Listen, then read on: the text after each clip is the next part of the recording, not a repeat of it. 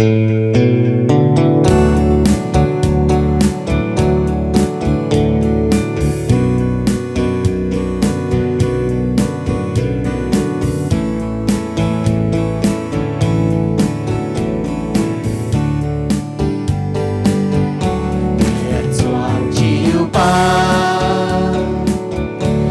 lom giỏi mà ca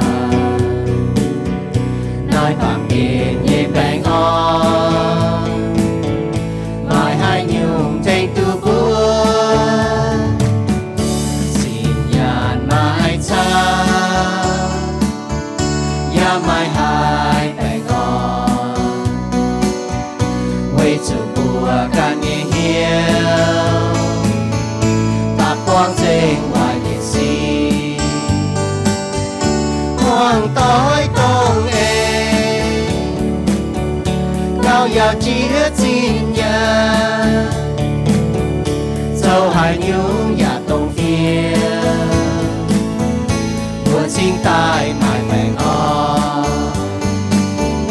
xuân liều buồn siêu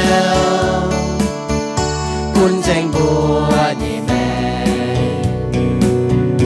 mùa sinh tai mai mẹ ngon quay tu trao chiều họp nhiều hoàng tối công em cao giàu chi hết xin nhà dâu hai nhung nhà tông phía mùa sinh tai mai mẹ